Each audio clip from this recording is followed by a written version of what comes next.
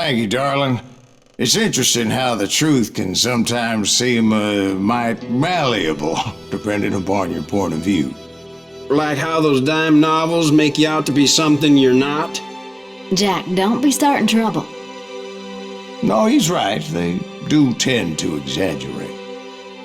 Did they exaggerate your part in taking down the Daltons? Well, I was there in the flesh, boy, so I saw what happened firsthand.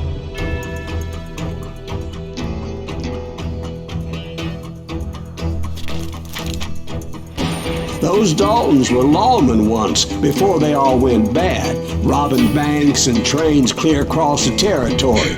Until Coffeeville, of course. I was one of the citizens who took up arms that day. Fighting on the side of right? I did my best, sir. We all did.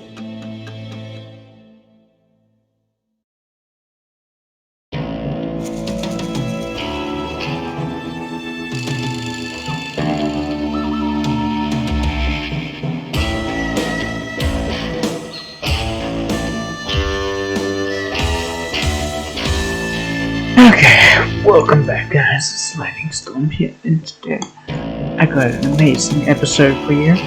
If you do enjoy this episode, don't forget to tap the subscribe button, the electrify like button, and don't forget to hit that little bar down below. And let's get straight into it.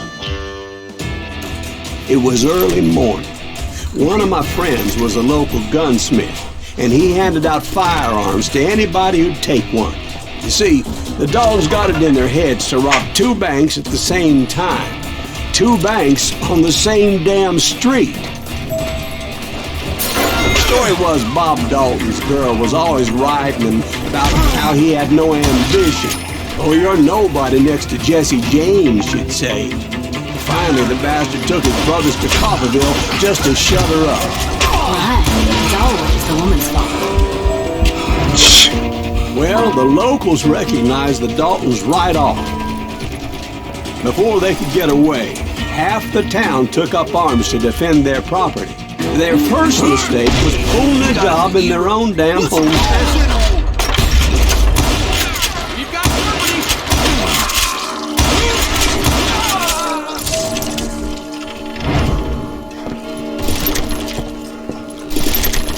Okay, let's just wait a second there.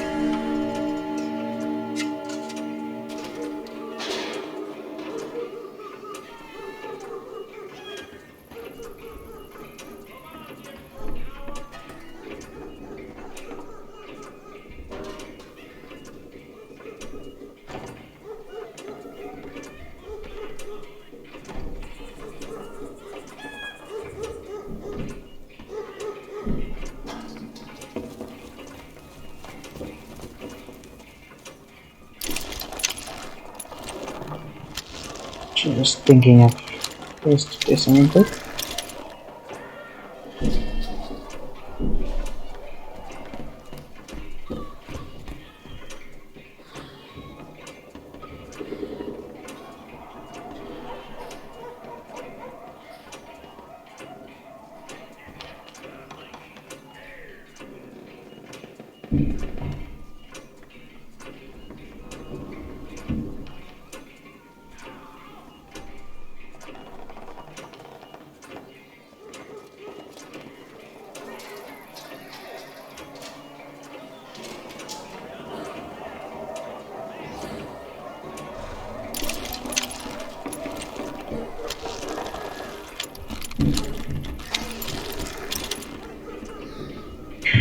Okay.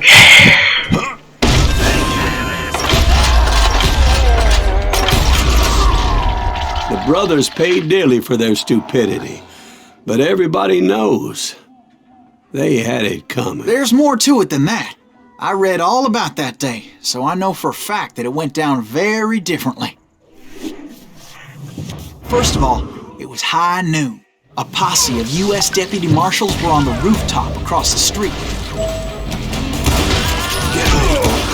They're gonna make a move. Lawmen had been tracking the Daltons for months. Now they finally had them dead to rights.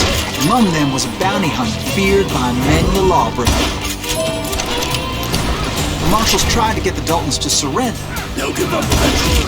We just gotta wait for something to happen. This bounty hunter knew that the brothers were far too proud to ever lay down their guns. He went in there alone to confront those criminals. One of the marshals shouted, "Where are you going? Are you crazy?" Hey, where do you think you're going, dumbass? That rifle's mine. But he paid him no mind. He saw a way to get around to the back of the bank. Then he figured out how to hit the Daltons from a direction they weren't expecting.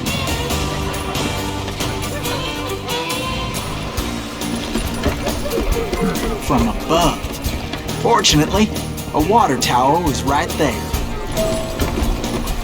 A moment later, he was climbing up a steep ladder, laughing at danger as he did. It was brave men like him who risked their lives to tame this wild country. Ow.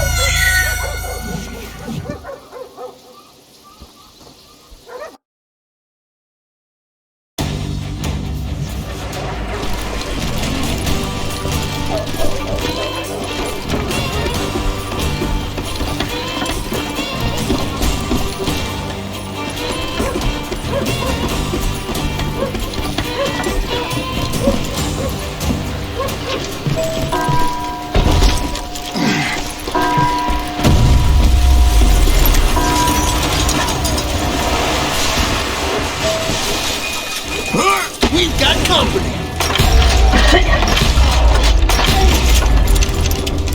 Heroic men like him, who did what other men couldn't or wouldn't to make this country free. Like Jim Bowie, Davy Crockett, Is that Silas died Greaves? defending the Son island. of a bitch!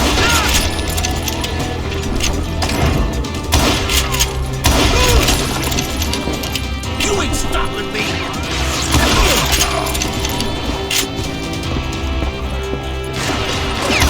But I will.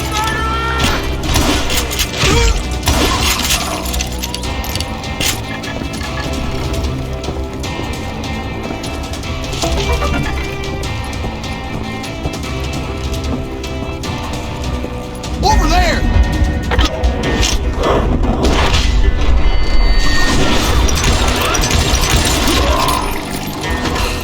That's Silas Greaves! What the hell? Now you're Blam! Blam! He came away victorious, taking down those thieving Daltons.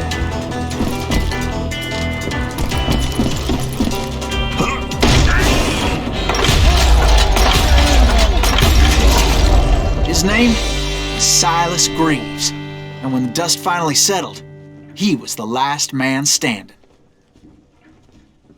Sorry, kid, but that just wasn't the way it happened.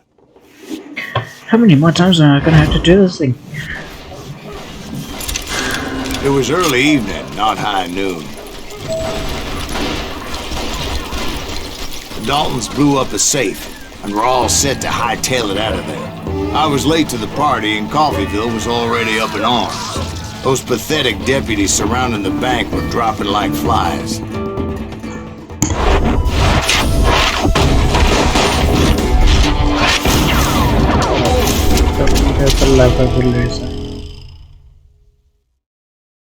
I'd been tracking those jokers for months, waiting for them to do something reckless. Boy, you are good. Finally, they did. Those stupid bastards decided to rob two banks at the same time in the same town where everybody knew them. But they still had friends in Coffeeville. You can't get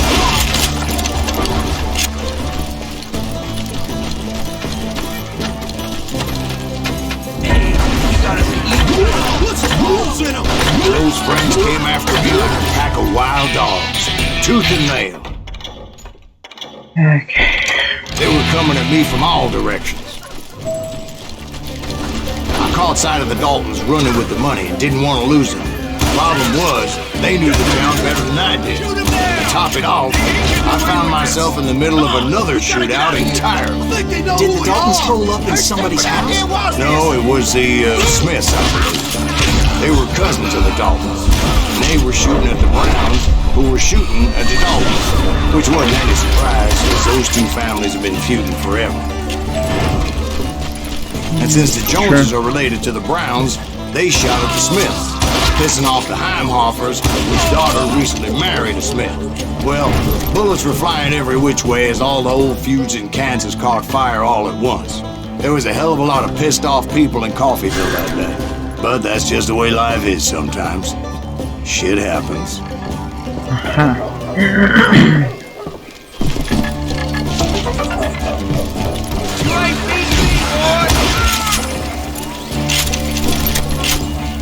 The Dalton boys knew I would never give up. Those Daltons weren't the sharpest knives in the drawer, but they always stood together. They set a trap to slow me down and allow at least 2 of them to escape. The third brother stayed behind to plant me, just in case that trap of theirs didn't work.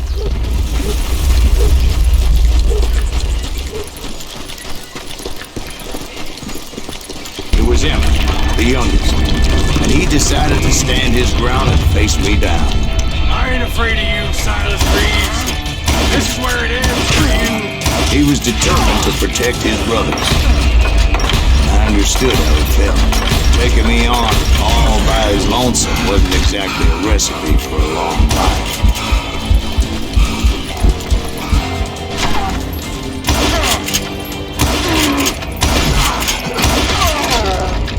But Emmett Dalton survived the robbery in Coffeyville. He's the only Dalton who did. They say he was shot 23 times. Well, Dwight, who do you think put all those damn holes in him?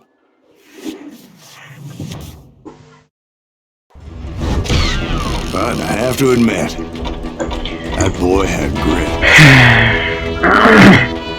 Guys, hope you enjoyed, and I'll see you guys next time.